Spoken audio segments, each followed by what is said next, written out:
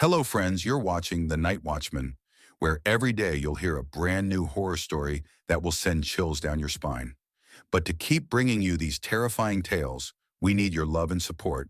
So don't forget to like, comment, and subscribe. Now let's begin the story. I never believed that being home alone could be dangerous. Growing up in the quiet town of Millfield, Ohio, I spent most of my teenage years by myself whenever my parents traveled for work. Nothing bad ever happened. No break-ins, no creepy strangers, no unexplained noises. That's why, when I was 23 years old and living alone in a rental house on the outskirts of town, I never imagined one ordinary weekend would become the most terrifying experience of my life. My name is Ethan Carter, and this is the story of the night I thought someone was trying to break into my house. The truth turned out to be much worse. 3 years earlier, my father had died from a sudden heart attack. His death hit my family hard. My mother eventually moved to Florida to live closer to her sister, while I stayed in Ohio because of my job as a maintenance technician at a local manufacturing plant. The house I rented sat at the end of a narrow gravel road surrounded by woods. The nearest neighbor was nearly half a mile away. At first, I loved the privacy, but after living there for a year, I realized something. Silence can be unsettling, especially at night. Every creak sounds louder. Every shadow seems darker. Every unexpected noise makes your heart skip a beat. Still, I got used to it until October 14th, a Friday, the day everything changed. I finished work around 5:30 p.m. The weather forecast predicted heavy rain later that night. I stopped at a grocery store, bought frozen pizza and soda, then headed home. Nothing unusual happened. Around 8 p.m., rain began tapping against the windows. By 10 p.m., the storm had become intense. Wind shook the trees outside. Branches scraped against the siding. I sat in my living room watching movies. Eventually, I fell asleep on the couch. Then something woke me. A knock. 3 slow knocks. Thump, thump, thump. My eyes opened instantly. The television screen was dark. The room was illuminated only by flashes of lightning. I checked my phone. 2:17 a.m. Another knock echoed through the house. Thump, thump, thump. I sat up. My stomach tightened. Nobody should have been visiting at that hour, especially during a storm. I walked to the front window and carefully peeked through the blinds. Nothing. No vehicle. No person. No movement. Just rain. For several seconds, I stared into darkness. Then I laughed at myself. Maybe I dreamed it. Maybe a branch hit the front porch. I returned to the couch. Then my phone vibrated. Unknown number. I answered. Hello? Silence. I listened. At first I heard nothing. Then faint breathing. Very slow. Very deliberate. I frowned. Who is this? The call disconnected. Now I was fully awake. I checked all doors and windows. Everything was locked. Satisfied, I returned to bed. At 2:41 a.m., my security camera app sent a notification. Motion detected. My heart skipped. I opened the live feed. The camera pointed toward my front porch. Rain blurred the image. At first I saw nothing. Then lightning illuminated the screen. A figure stood near the front door, completely still, watching the house. I froze. The person wore a dark hooded raincoat. Their face couldn't be seen. I immediately called 911. The dispatcher answered. What's your emergency? I explained everything. She asked me to stay inside while deputies responded. The nearest patrol unit was 15 minutes away. 15 minutes. It felt like an eternity. I kept watching the camera. The figure never moved, not once. It simply stood there, staring, waiting. Suddenly, the camera feed went black. My blood ran cold. The screen displayed, signal lost. Someone had disabled the camera. I locked my bedroom door. Every light in the house remained off. The only illumination came from lightning flashes outside. Then I heard footsteps. Not outside. Inside. A floorboard creaked somewhere near the kitchen. I nearly stopped breathing. That couldn't be possible. Every door was locked. Every window was locked. Yet I heard movement. Slow, careful, intentional. The sound continued. Creak, creak, creak. Someone was walking through my house. I grabbed a baseball bat from my closet. My hands shook violently. The dispatcher remained on speakerphone. Ethan, officers are still en route. I hear somebody inside. What room are you in? Bedroom. Keep the door locked. Another floorboard creaked. Closer, much closer.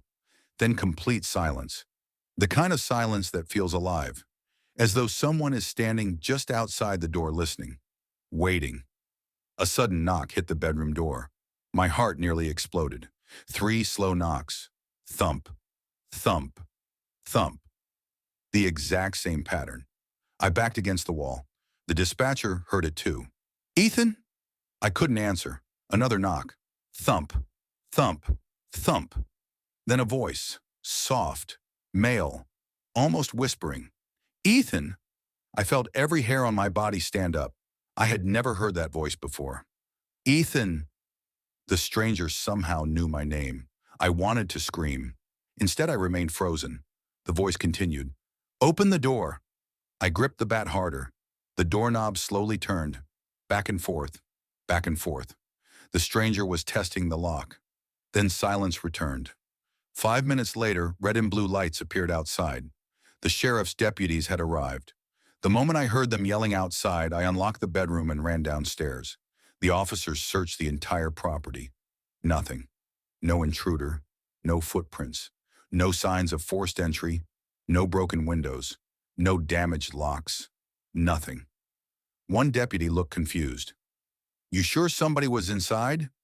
I heard him. The deputy nodded, but I could tell he wasn't convinced. Eventually they left. The storm ended shortly before sunrise. I told myself it was over. I was wrong. The next afternoon, I decided to inspect the house myself. The property included a detached storage shed behind the garage.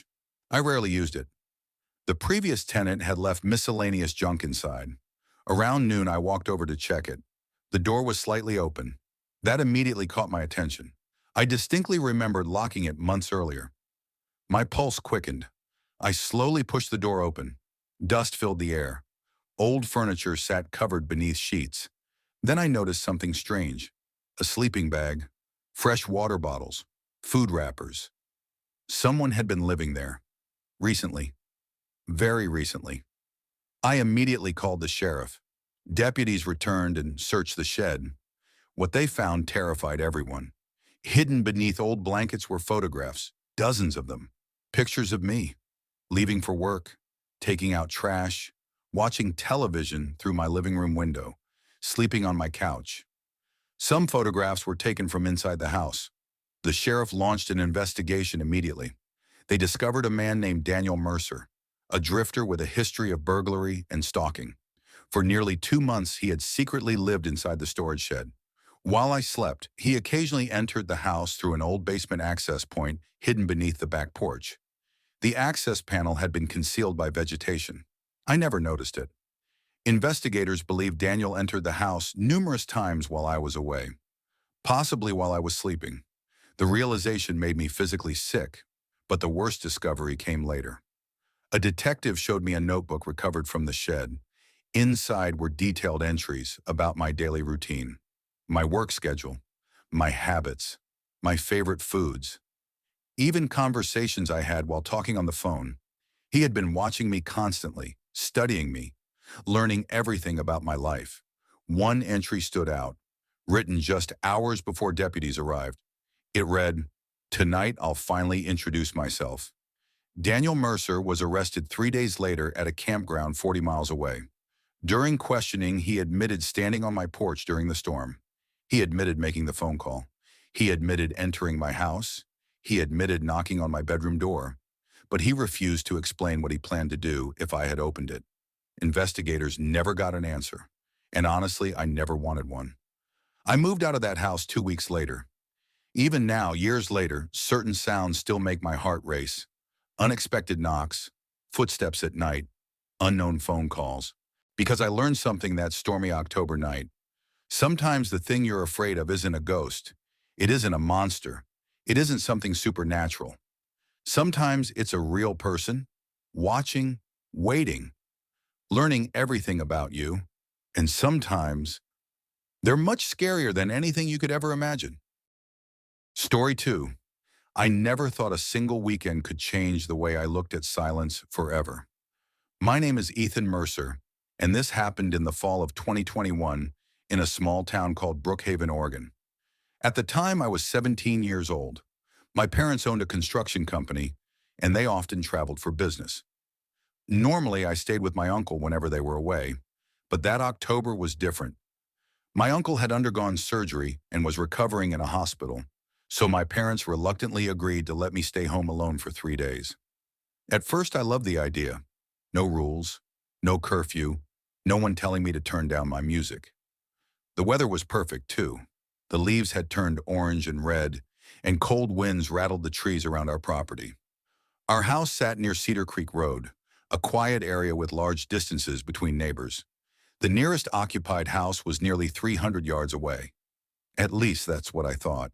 Before leaving Friday morning, my mother hugged me. "Lock every door before dark." I laughed. "Mom, this isn't a horror movie." She smiled nervously. "Just promise me." "I promise." If I had known what would happen, I would have begged them not to leave. The first day was normal. I played video games, ordered pizza, watched movies until midnight. Nothing unusual happened. Saturday morning arrived cold and gray. Rain clouds hung low over Brookhaven. I spent most of the day cleaning because my parents threatened to ground me if they returned to a mess. Around 4 in the afternoon, I noticed something strange. There was a vehicle parked across the creek. An old white van. I had never seen it before. The van sat beside an abandoned farmhouse that had been empty for years. Nobody lived there. Nobody even visited. Yet there it was. I figured someone was renovating the property. Nothing suspicious. At least not yet. That evening, heavy rain began falling. The sound of water hitting the roof created a constant drumbeat. Around 8:30 p.m., I was eating microwave noodles while watching television when the power suddenly flickered. The screen went black, then returned, then went black again. A minute later, everything stabilized. I checked my phone. No weather warnings, no outage reports. I shrugged it off. At 9:15 p.m., my dog Rocky started growling. Rocky was a German Shepherd. He never barked without reason. I muted the TV.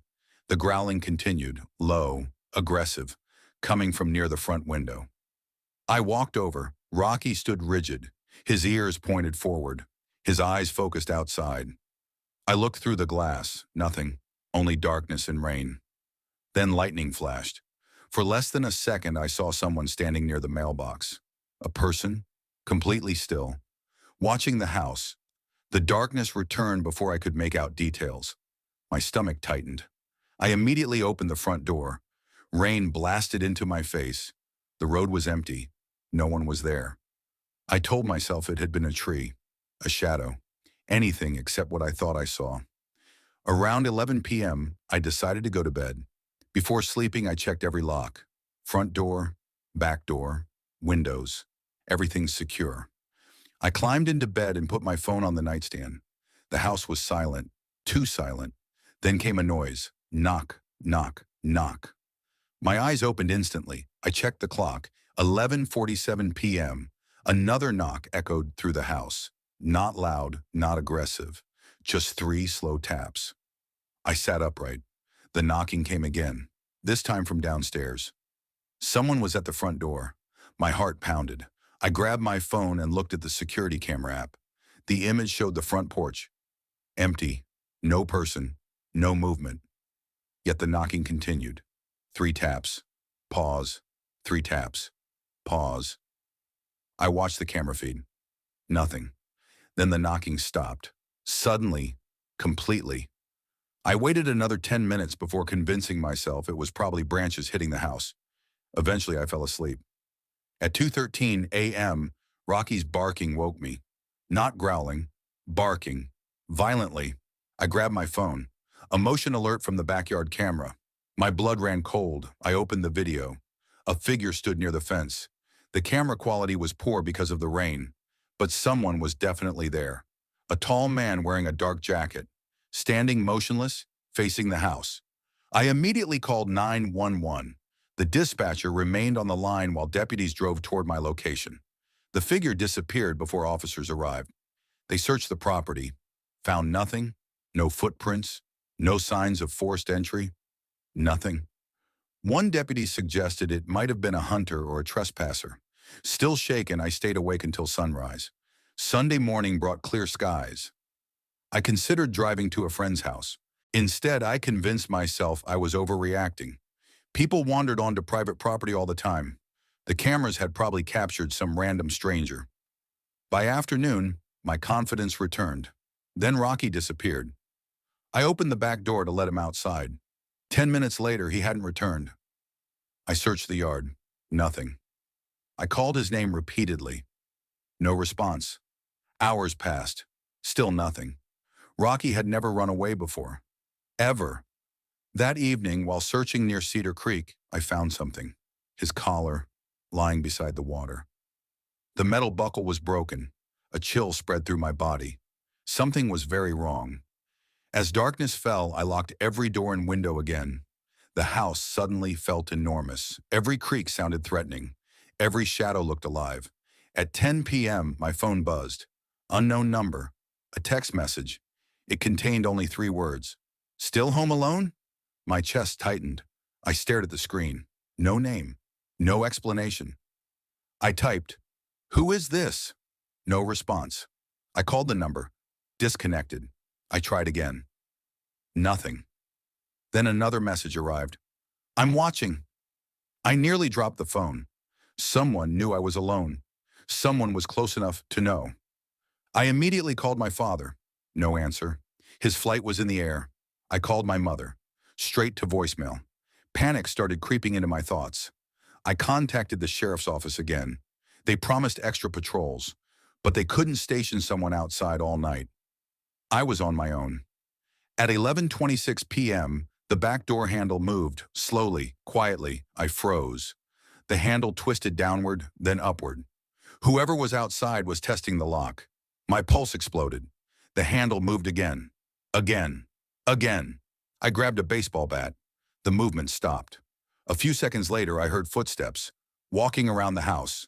Crunch, crunch, crunch. Gravel beneath shoes. The person circled the property for nearly 20 minutes. Never speaking, never knocking, just walking, as if they were searching for a way inside. Then everything became worse. The power went out completely. Darkness swallowed the house.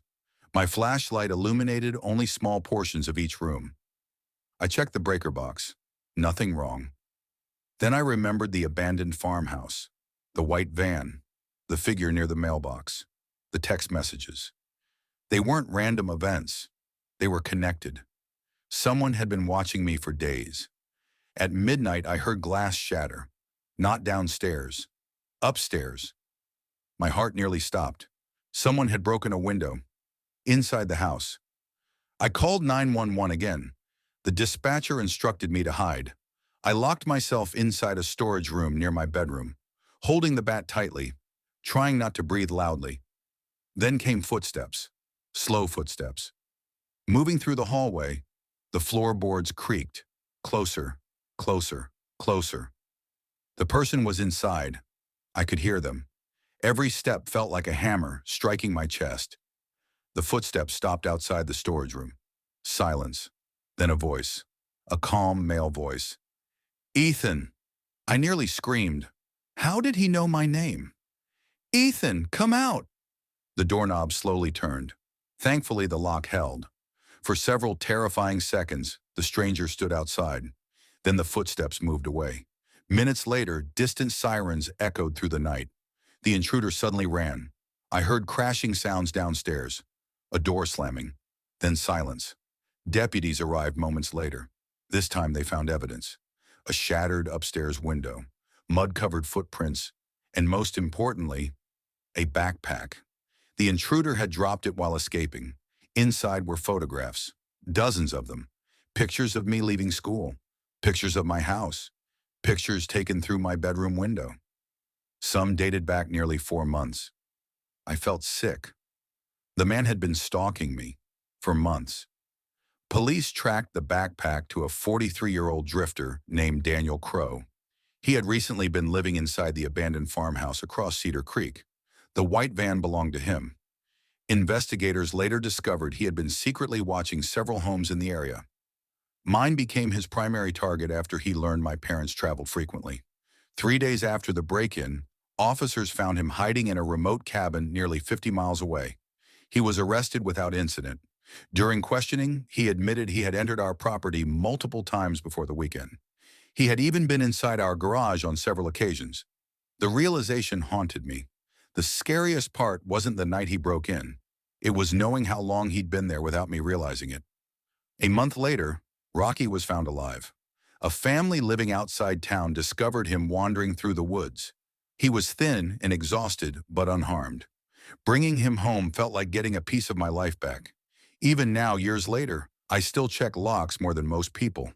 I still look outside whenever a dog starts barking at night, and sometimes, when rain hits my windows after midnight, I remember that weekend. The weekend I learned that being home alone isn't always the frightening part. Sometimes the truly frightening part is realizing that someone else doesn't think you're alone at all. Story 3, I never believed that being home alone could change the course of my life. My name is Ethan Walker, and this happened in the fall of 2019 in a small neighborhood outside of Springfield. At the time, I was 19 years old and living with my father in a 2-story house on Cedar Ridge Lane. My mother had passed away when I was 12 after a long battle with cancer, and since then, it had just been Dad and me. Dad worked as a commercial truck driver. Sometimes he would be gone for days at a time. I had gotten used to being alone in the house, or at least I thought I had. The story really started months before the night everything happened. One evening, while cleaning out old boxes in our basement, Dad found a stack of documents left behind by the previous homeowner. The house had originally belonged to an elderly man named Harold Bennett. Dad joked about finding buried treasure. Instead, he found something strange. Among the papers were several handwritten complaints addressed to the local police department. Every letter described the same thing: someone entering the house at night, not through doors, not through windows, through the walls. The complaints became increasingly paranoid. One letter claimed someone was living inside hidden spaces in the house. Another said he heard footsteps moving between walls after midnight. The final letter simply read, "They know I've discovered them." Dad laughed when he showed me. Poor guy probably had dementia. I laughed too. At the time, months passed, nothing unusual happened. Then came October.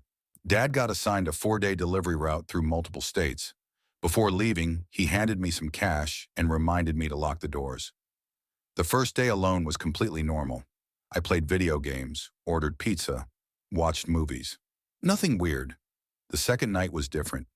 At around 11:45 p.m., I heard a faint tapping sound.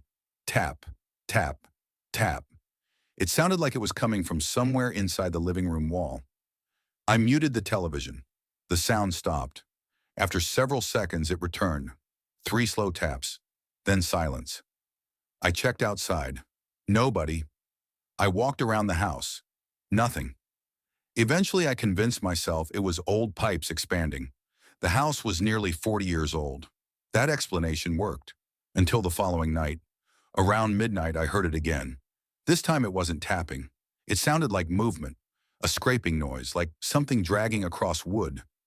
The sound came from inside the wall behind the staircase. I stood frozen. The noise continued for nearly 20 seconds, then stopped. I grabbed a flashlight and searched every room. Nothing. No signs of intrusion, no broken locks, no open windows. I barely slept that night. The next morning I called Dad. He told me I was probably letting those old letters get into my head. Honestly, I wanted to believe him. That evening I invited my friend Jake over. Jake had been my best friend since high school. I didn't tell him I was scared. I just said I wanted company. Around 1 a.m., we were sitting in the living room watching football highlights. Then we both heard it. 3 loud knocks from inside the wall. Jake immediately looked at me. "You heard that too?" I nodded. The knocking came again. Closer this time, almost directly behind us. Jake stood up. "That's not pipes." Neither of us spoke for several seconds. Then we heard something that made my stomach tighten. A cough. A human cough. Inside the wall. Jake turned pale. "What the hell was that?" Neither of us had an answer. We searched the entire house. Attic, basement, closets, every room. Nothing. Eventually, Jake suggested calling the police.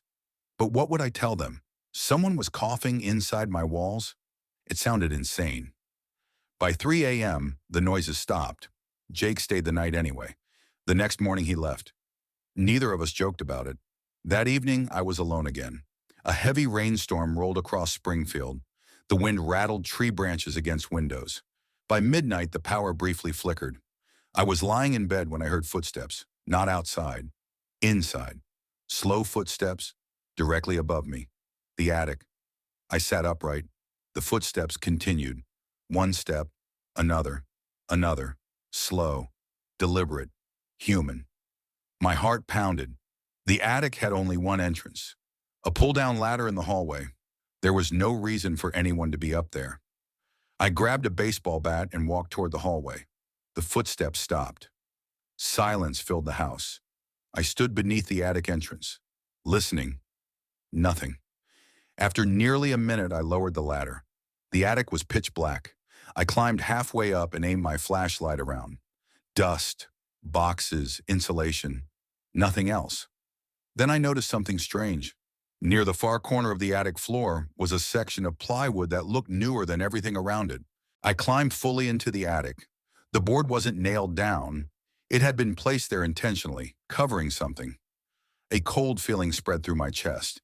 I slowly lifted it. Beneath was a narrow opening, a hidden crawl space. The beam from my flashlight disappeared deep into darkness. And then I saw it. A sleeping bag. Food wrappers, water bottles. Someone had been living there. Recently. My pulse exploded. I backed away immediately. Then I heard movement. Not from inside the crawl space. Behind me. I spun around. Nobody. But I suddenly realized something horrifying. If someone had been living there, they could still be inside the house. I rushed downstairs and locked myself in the kitchen. My hands shook so badly I nearly dropped my phone while calling 911. The dispatcher stayed on the line while officers headed to my address. Those 15 minutes felt like hours. Every creak sounded like footsteps. Every shadow looked alive. Then I heard a door close somewhere upstairs. The dispatcher heard it too. "Stay where you are," she said. I didn't move. When police finally arrived, I nearly collapsed with relief. The officers searched the property. At first, they found nothing. Then one of them discovered a hidden access panel behind insulation inside the attic crawl space. It connected to narrow passages built between the walls during the house's original construction. The passages ran throughout much of the house, big enough for a person to crawl through, and someone had been using them. They eventually found evidence of long-term habitation: food, blankets, flashlights, clothing, even photographs. Photographs of me, taken through windows, while I slept, while I watched television, while I sat on the porch. Some pictures had been taken only days earlier. The realization nearly made me sick. But the person wasn't there. He had escaped before officers arrived. Police launched a search. 3 days later, they found him hiding inside an abandoned storage facility outside town. His name was Daniel Mercer, a 47-year-old drifter with multiple burglary convictions. Investigators later learned he had secretly lived inside several vacant homes over the years. He would move into hidden spaces and remain undetected for weeks or months, sometimes longer. Our house had simply become his latest target. The most disturbing discovery came afterward. Daniel admitted he had been living inside our walls for almost 6 months. 6 months. While Dad and I watched movies downstairs, while we slept, while we celebrated birthdays, he was there, listening, watching, waiting, the tapping, the coughing, the footsteps. None of it had been my imagination. After Dad returned home, we moved out within 2 months. Neither of us could stay there anymore. Even knowing Daniel was behind bars didn't help. The feeling never left.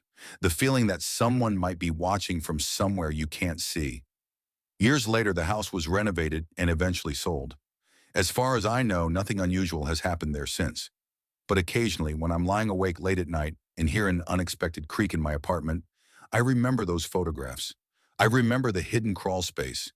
And I remember the moment I realized I had never truly been alone. Not even once. Story 4. I never believed the old saying that a house could remember people. Growing up in the small town of Ashton, Ohio, I always thought those stories were just excuses people made when something terrible happened. Houses were wood, concrete, nails, and paint. Nothing more. At least that's what I believed until the summer I turned 21. My name is Ethan Mercer, and this happened in July of 2022. My parents had left for a 2-week anniversary trip to Alaska. My younger sister Chloe was staying at a friend's house for a summer camp program, leaving me completely alone in our family home. At first it felt amazing. No rules, no noise, no interruptions. Just me, my gaming console, and a quiet suburban neighborhood on the edge of Ashton. The house sat at the end of a cul-de-sac. Behind it stretched a patch of woods that eventually connected to miles of undeveloped land. The neighborhood was safe, or at least everyone believed it was. 3 years earlier, however, something had happened that most residents tried to forget. A man named Daniel Reeves had disappeared. Daniel lived 2 streets away from us. One afternoon, he simply vanished. His truck was found in his driveway. His wallet sat on the kitchen table. His phone remained plugged into a charger. Police searched for months, nothing. No body, no clues, no suspects. Eventually, the case went cold. People moved on. But Daniel's abandoned house remained empty. And that's where this story truly begins. The first few nights alone were normal. I stayed up late watching movies and ordering takeout. On the 4th night, around 1:30 a.m., I heard something strange. A knock. 3 slow knocks. Thump, thump, thump. I paused my movie. The sound had come from somewhere outside. I checked the front door. Nobody. The porch was empty. I looked through the living room window. Nothing.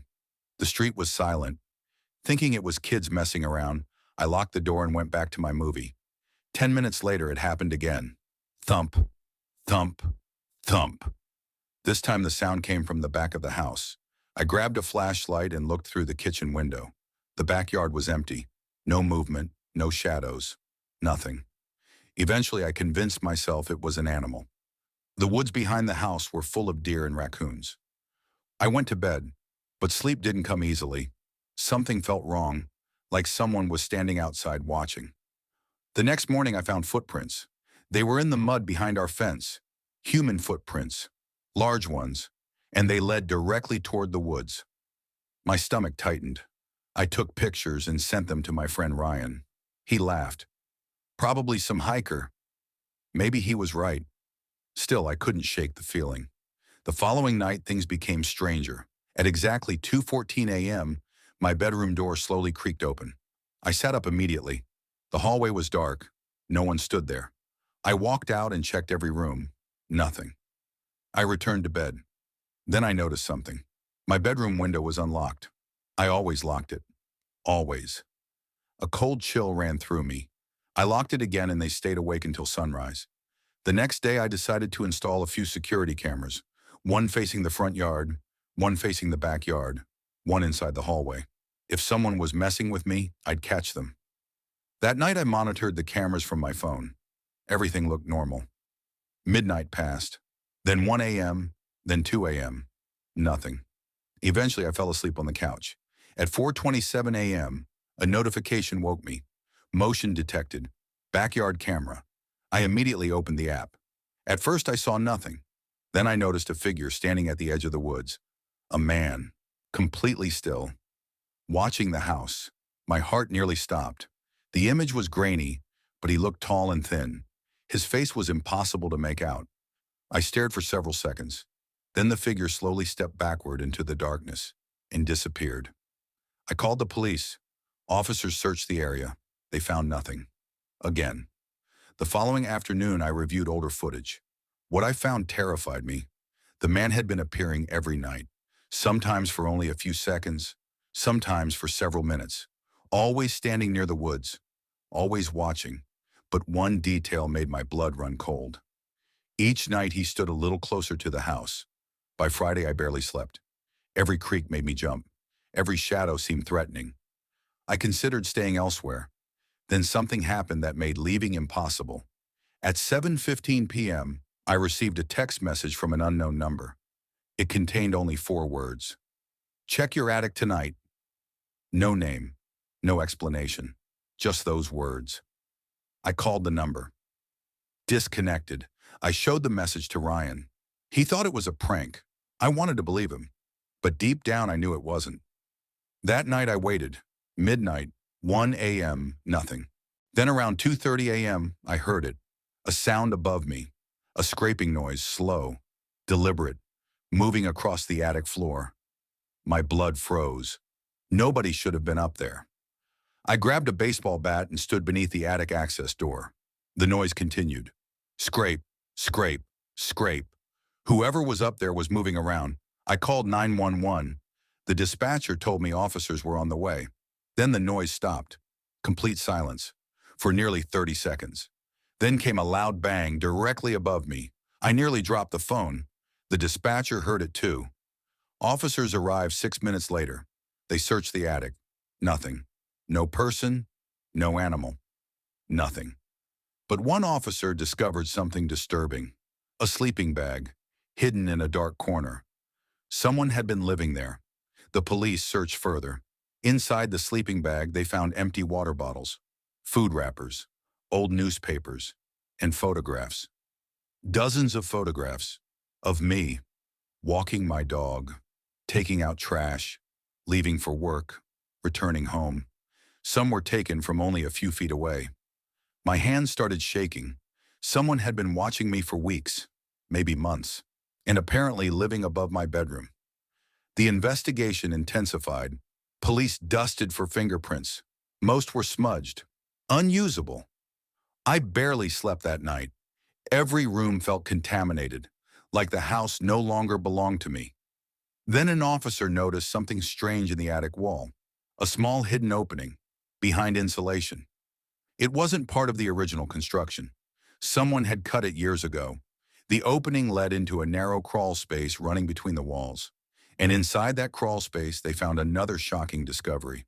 A faded driver's license. The name read, Daniel Reeves, the man who vanished 3 years earlier. Police reopened the cold case immediately. Forensic teams searched the entire property. What they discovered changed everything. The crawl space extended beneath parts of the house. Someone could move through sections of the walls without being seen. Near the foundation, they uncovered a hidden chamber. Inside were old blankets, tools, food containers, and evidence suggesting someone had lived there for years. Then they found human remains, not Daniel's, another unidentified victim. The entire town was horrified. News crews arrived. Detectives worked around the clock. Nobody understood who had been hiding there or where he had gone. 2 nights later, the answer arrived. I was staying in a hotel under police protection. Around midnight, officers monitoring my house saw movement inside. Someone had entered. SWAT units surrounded the property. The suspect attempted to flee through the woods. After a brief chase, they caught him. His name was Leonard Graves, a former contractor. Years earlier, he had worked on several homes in the neighborhood, including mine. Investigators learned he had secretly created hidden access spaces inside multiple houses.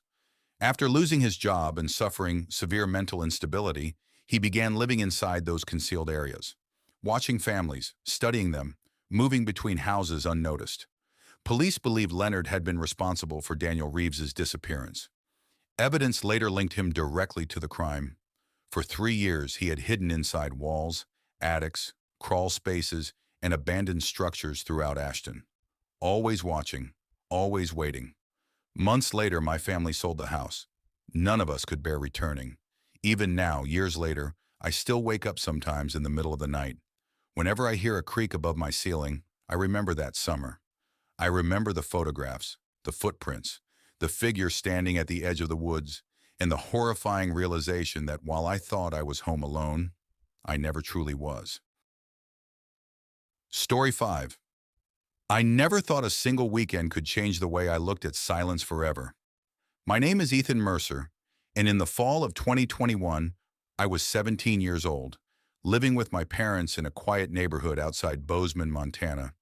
Our house sat near the end of a long residential street lined with pine trees and large yards. It was the kind of place where everyone waved when they drove past, and nothing ever seemed to happen. At least that's what I believed. My father worked as an electrical engineer, and my mother was a travel consultant. Every year they attended a conference in Seattle, Washington. Usually I went with them, but that year I had a part-time job and didn't want to miss work. "You're almost an adult," my dad told me while loading luggage into the SUV. "One weekend alone won't kill you." I laughed. If only I knew. Before leaving, Mom filled the refrigerator with food and left a list of emergency numbers on the kitchen counter. "Lock every door," she reminded me. "I know. And don't invite anyone over." "I'm not 12. She smiled and hugged me. By noon, they were gone. The house felt huge after their SUV disappeared around the corner. At first, being home alone felt amazing. I ordered pizza, played video games, and watched horror movies until midnight. The neighborhood was unusually quiet. No barking dogs, no traffic, just silence. Around 1 a.m., I headed upstairs. As I passed the living room window, I noticed something strange. A man was standing across the street. He wasn't moving. At first, I assumed he was waiting for someone, but when I looked closer, I realized he was staring directly at my house. A chill crawled up my neck. The streetlight illuminated part of his face. Middle-aged, dark jacket, baseball cap. He stood completely still. I watched for nearly 30 seconds. Then he slowly turned and walked away. I locked the deadbolt and told myself I was being paranoid. Still, sleep didn't come easily. The next morning, I woke up around 10. Sunlight poured through my bedroom window. Everything felt normal again. I made breakfast and forgot about the strange man until lunchtime. I was taking out the trash when I noticed footprints in the flower bed beneath my bedroom window. Fresh footprints. Large ones. They hadn't been there before. I froze. Someone had been close enough to look directly into my room. My stomach tightened. I looked around the neighborhood. Nobody was outside. The footprints ended near the sidewalk. I considered calling my parents but decided against it. What would I even tell them? That someone walked through our yard? It wasn't exactly a crime, so I convinced myself it was nothing. That evening, my friend Tyler Brooks stopped by unexpectedly. We sat on the back porch eating burgers and talking about school. Before leaving, he noticed something. "Who's that?" I turned. A man was standing near the tree line behind my backyard. The same dark jacket, the same cap. My heart nearly stopped. The man immediately walked away into the trees. Tyler frowned. "You know him?" "No." "That's weird." I forced a laugh. "Probably some guy walking his dog." There was no dog. Neither of us said anything after that. That night I checked every door and window twice, then 3 times. Around midnight, I was lying in bed scrolling through my phone when I heard a sound downstairs. A single knock, not on the front door, inside the house. I sat up. Silence. A few seconds later, knock, knock. My pulse accelerated. The sound seemed to be coming from the kitchen. I grabbed a baseball bat from my closet. Every horror movie I'd ever seen suddenly felt real. Slowly, I crept downstairs. The house was dark. The kitchen was empty. I checked every room. Nothing. No broken windows. No open doors. Nothing. I felt ridiculous. Then my phone buzzed. An unknown number. I answered. "Hello?" No response, only breathing. Slow, calm breathing. Then the call disconnected. I stared at the screen. Seconds later, a text arrived. "Nice bat." My blood turned cold. I immediately spun around. Someone had seen me. Inside my house. I rushed to every window. Nothing outside, no cars, no people, no movement. I called Tyler. "Dude," I said, "someone's messing with me." "What happened?" When I explained everything, his voice became serious. "Call the police. They'll think it's a prank." "Maybe, but that's creepy as hell." He was right. I called. An officer arrived 30 minutes later. He checked around the property. No signs of forced entry. No suspicious vehicles. No evidence. The officer suggested blocking the number. Then he left. I felt stupid until 2:17 a.m. That's when the security alarm started screaming. The sound jolted me awake. I nearly fell out of bed. The alarm panel downstairs displayed a warning.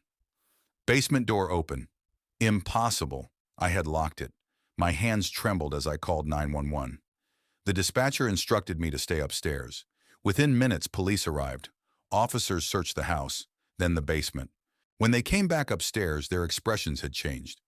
One officer asked, "How long have your parents owned this house?" "About 8 years." He exchanged a glance with another officer. "What is it?" The officer hesitated, then answered, "There was someone down there." My heart stopped. "What?" "We didn't find him, but somebody had definitely been inside." I felt sick. "What do you mean?" The officer led me downstairs. Behind a shelf in the storage room was a small hidden space.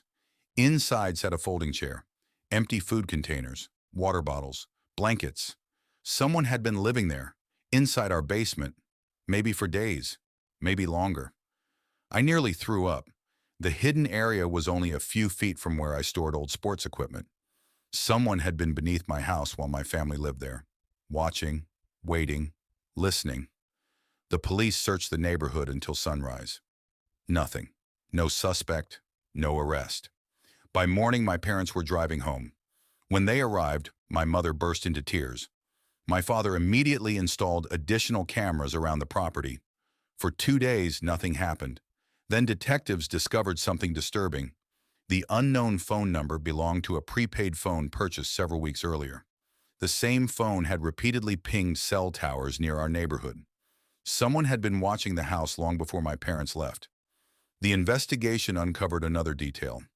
8 years earlier, before my family bought the property, a man named Raymond Voss had lived there. According to records, he lost the house after a foreclosure. Neighbors described him as quiet but unstable. After losing the property, he disappeared. Nobody knew where he went, until now. Police believed Raymond had returned. The hidden area in the basement appeared old, possibly years old. Detectives suspected he had secretly accessed the house multiple times using knowledge of the property's original construction. The realization terrified me. This wasn't random. He knew the house better than we did. A week later, police finally got a break.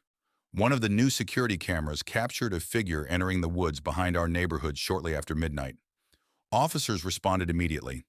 After a search lasting several hours, they found an abandoned hunting cabin deep in the forest.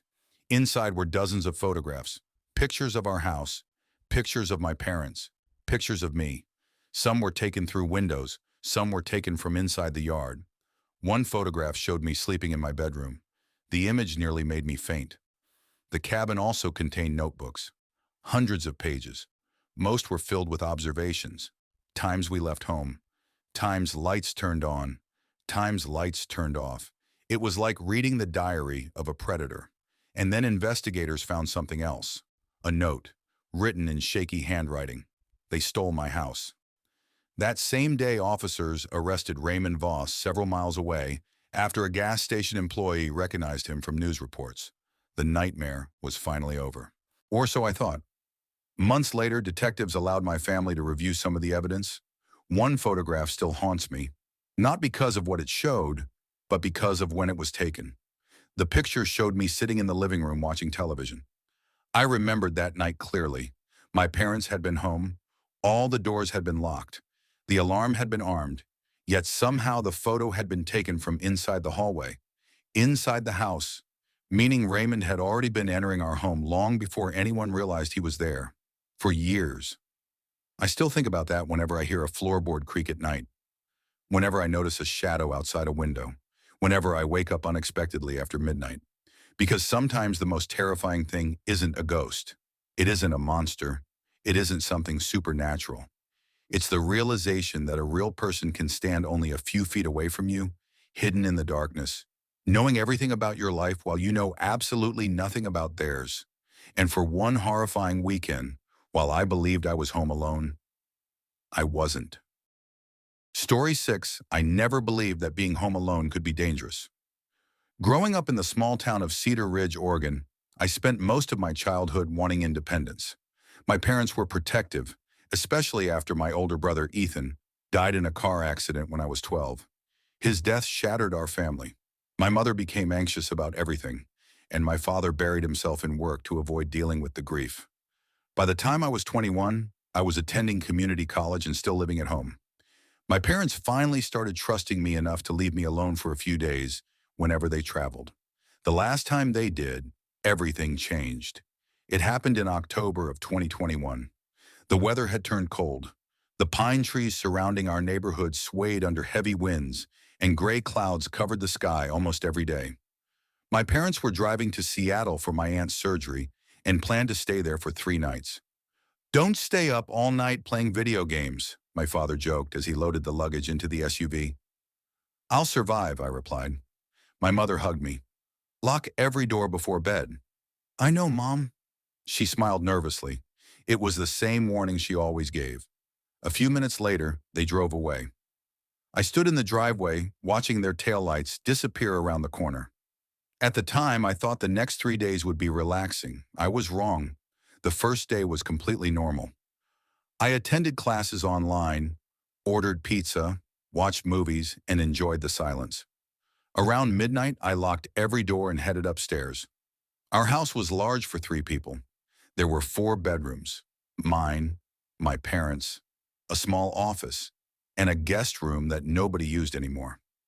The guest room sat at the end of the hallway. Ever since Ethan died, nobody slept there. His old belongings were stored inside. The door usually stayed closed. I brushed my teeth and walked toward my room. As I passed the guest room, I noticed something strange. The door was slightly open, only a few inches. I stopped. I was positive it had been closed earlier. For several seconds, I simply stared at it. Then I laughed. The wind probably pushed it open. Old houses shift. Doors move. Nothing unusual. I shut it and went to bed. The next morning, I woke up around 8. After making coffee, I walked into the kitchen and froze. One of the dining chairs had been pulled away from the table. I frowned. Maybe I forgot to push it back. That was the logical explanation. Still, something about it felt odd. The chair wasn't just moved, it was turned toward the hallway, almost like someone had been sitting there looking into the house. The thought made me uncomfortable. I pushed it back and forgot about it. Or at least I tried to. That evening, my friend Jake called. "How's bachelor life?" he asked. "Pretty boring." "Want to come over?" "Nah, maybe tomorrow." We talked for half an hour before hanging up. Later that night, I watched television until nearly 1 in the morning. Then I headed upstairs. Halfway down the hallway, I stopped. The guest room door was open again, wider this time. My stomach tightened. I knew I had closed it. I clearly remembered doing it. I approached slowly. The room was dark. Moonlight spilled through the window. Boxes sat stacked against the walls. Nothing seemed out of place. I reached for the light switch. The room illuminated instantly. Empty. Completely empty. I checked the closet. Nothing. I laughed nervously. "Get a grip, Ryan." The sound of my own voice felt reassuring. I closed the door and returned to bed. At 2:37 a.m., I woke to a noise. A loud thump, somewhere downstairs. For several seconds, I lay motionless, listening. The house creaked. Wind rattled the windows. Then silence. I grabbed my phone. No notifications. No messages. Maybe something fell. I climbed out of bed. My heart beat faster with every step. The hallway was empty. The stairs groaned beneath my feet. When I reached the first floor, I immediately noticed the source of the sound. One of the framed family photos had fallen from the wall. Glass covered the floor. I sighed, mystery solved, until I looked at the picture. It was an old photograph, taken a few months before Ethan died. The frame had landed face up. Everyone in the picture was smiling. Everyone except Ethan. I stared at it longer than I should have. Something felt wrong. Then I remembered. That wasn't the photo normally hanging there. I had never seen that picture before. Not on that wall. Not anywhere. A chill ran through me. I picked it up. On the back, written in faded black ink, were 4 words. "He's still in here." My blood turned cold. I immediately called my mother. No answer. It was almost 3 in the morning. I called my father. Nothing. I stood there staring at those words, trying to understand. Eventually, I convinced myself it was some old joke Ethan had written years ago. A strange coincidence. Nothing more. At least that's what I told myself. The following night was worse. Much worse. Around 11 o'clock, I was sitting in the living room when I heard footsteps upstairs. Clear footsteps. Slow. Deliberate. One step, then another. Then another. I muted the television. The sound stopped. The silence was overwhelming. I grabbed a baseball bat from the closet. Every instinct told me somebody was inside the house. I called 911. The dispatcher stayed on the line while officers responded. I searched room after room. Nothing. When police arrived, they checked the entire property, inside and outside. No signs of forced entry. No evidence anyone had been there. "You sure it wasn't the house settling?" one officer asked. "Those were footsteps." He nodded politely. The kind of nod people give when they don't believe you. After they left, I locked every door again. Then I sat awake until nearly 3. Eventually, exhaustion won. I fell asleep on the couch. At exactly 4:18 a.m., I woke up. Someone was speaking, a man's voice, very quiet, coming from upstairs. I sat upright. Every hair on my body stood up. The voice continued, murmuring, whispering. I couldn't understand the words. I grabbed my phone flashlight and climbed the stairs. The voice stopped. I followed the silence toward the guest room. The door stood open. My throat felt dry. The room was dark. I pushed the door wider. The flashlight beam swept across boxes, old furniture, dust. Then it landed on something I had never seen before. A sleeping bag, hidden behind several storage containers. My pulse exploded. Someone had been living there, inside our house, the entire time. I backed away and called 911 again. This time officers found evidence. Food wrappers, water bottles, blankets. Someone had secretly occupied the guest room for weeks, maybe longer. The realization made me sick. While my family slept only a few feet away, a stranger had been hiding in the house, watching us, listening, waiting. Police searched everywhere, but whoever had stayed there was gone. The investigation uncovered something horrifying. A former contractor named Michael Graves had worked on our house nearly a year earlier. He had a history of trespassing and burglary. Investigators discovered he had created a hidden access point connecting the attic to the guest room closet, a space so small nobody noticed it. He had apparently been entering the house when nobody was home, living there periodically, watching, learning routines, avoiding detection. The police believed he fled after realizing I had become suspicious. For several weeks they searched. Then one evening they found him hiding inside an abandoned hunting cabin 20 miles from town. According to investigators, journals recovered from the cabin contained detailed notes about our family. Pages and pages, schedules, conversations, habits, even descriptions of what we ate for dinner. He had been observing us for months, maybe longer. When detectives told me I felt physically ill, the footsteps, the moving chair, the open guest room door, the whispers, none of it had been supernatural. The truth was far worse. A real person had been inside our home, watching from the shadows. Years have passed since then. My parents eventually sold the house. I moved across the country. I have my own apartment now. Better locks, security cameras, alarm systems, all the things people buy when they want to feel safe. But sometimes, usually late at night, I still think about those 3 days.